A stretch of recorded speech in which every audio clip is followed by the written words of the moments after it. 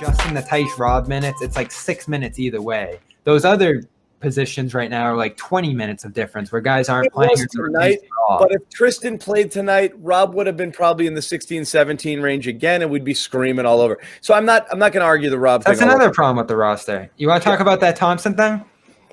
What? Whether he gets dished?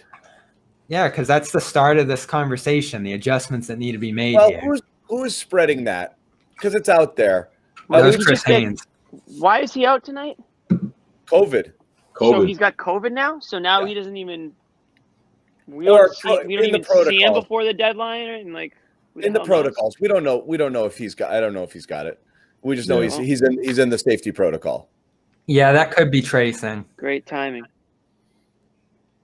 Damn, Jimmy. What's the report? Celtics might be looking at shop. The Celtics might have come to the realization, when we mentioned this before, that it hurts them. I mean, Brad said it last game. He went and talked to Tice and he said, "You're out. I'm going to go with these guys in the second half." Just that's what it is. But he's playing the hot hand. Recognizes trying to play all three every single game. People can't get into a flow or into a rhythm, so it might only be two. So Tristan would make sense because you can move that salary out, and see what you can do. I mean, we've mentioned a couple different possibilities where maybe they get something, but the money saved allows them to re-sign Tice in the offseason. There's a couple different scenarios here. The question is whether you trade him for anything. Ideally, you'd like to trade him for something you could use, but maybe you just trade him just for the sake of opening up minutes for other guys and getting it off your books. That's what this would be about. If you're trading Thompson in the scenario thrown around to the Raptors, specifically a conference competitor like the Raptors, making them better, making yourself worse in any scenario there, you're opening up minutes for depth bigs on the roster and more development and just room to breathe for some of the younger bigs on this roster. And, giving Thompson a chance to win and ultimately his hometown next year. He wanted to go to the Raptors.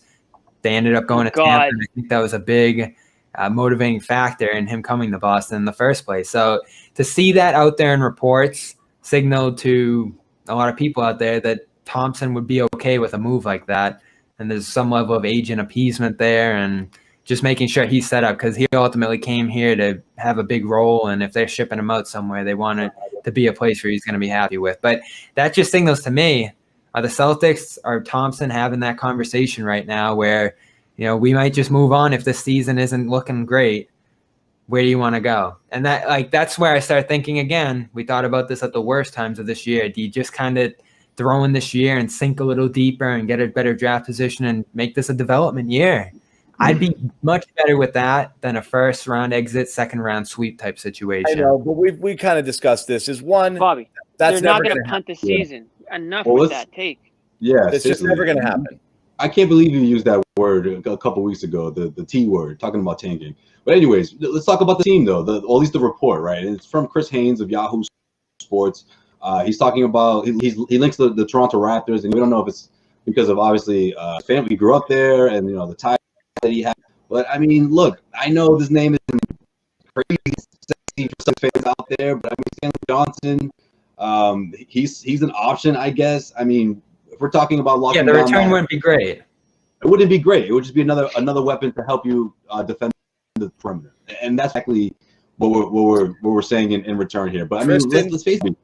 To create space for those two bigs between Tice and Robert Williams to split those minutes down the middle, however Brad sees fit. I mean, addition by subtraction, I don't hate the idea of the move, and of course it would have to be another player have to be involved because they'd have to match contracts here. So this wouldn't be a TPE situation. Yeah, and it'd be a money dumping scenario too, but you do have to eat money coming back. So there's a contract you could send out another trade if you do have more of a medium style deal at the deadline. Right. There was always a thought this. Yeah, Tristan Nesmith, a first for OG and Baynes. Do it. You're not giving up OG. Yeah. Don't give me. Jimmy doesn't even like it. You guys are saying they never do it. Jimmy hates it. I don't hate it. You hate that? I don't hate it. Oh, okay. Good. Again, it really just depends on what you think of Nesmith. If you just think this is Nesmith and for the rest of his career, then obviously make that trade. If you think Nesmith can turn into a shooter, then, I think that's obviously giving up on him. You said you were going to add a first-round pick, right, John? No, we're going to give it. That's what I'm saying. You're going to Oh my God, give a get rid of first-round pick and Neesmith and, Thompson. Baynes is just a throw-in for OG. So you're basically giving up 2 first-round picks for OG. So if you don't value Neesmith at all, then okay, go ahead. I mean, OG's really good. I wouldn't even blink at that. I would do it in a heartbeat. Yeah, right. Sign me up. I don't think that's the kind of trade this would be. I know Bernardoni, they throw just a Thompson for Baynes swap. I think that would be the most ridiculous thing in the world. I know, but let's do mine. That's a downgrade. Who said that? Bernardoni. The idea behind that is Baynes. You don't pick up. Yeah, the 1-year deal. Yeah, you use that money to theoretically extend Rob Tice. Gotcha. If it allows, you don't have to play him. If that allows you to keep Tice, you're basically trading Thompson for Tice. Even though they're on the same team. That's the theory behind it. Because if Thompson's under contract next year, you've got him, and you probably can't and won't re-sign Tice if that's the case. Moving him allows you to. So that you're basically trading Thompson for Tice there. Again, the team didn't envision the situation where Rob was playing so well and becoming so reliable that there would be a crunch at center instead of kind of this rotational matchup-based system that they had last year. I think they envisioned it being pretty similar to last year, and instead it's been 3 guys playing very well while they're weak on the wing. So instead, they're stuffing 2 centers on the court. Did we ever imagine this? I remember like a week before the season, John was like, or Jimmy was rather like, would they play 2 centers together? And I said, no way. And instead, it's been like 20 plus games of that. Mm-hmm.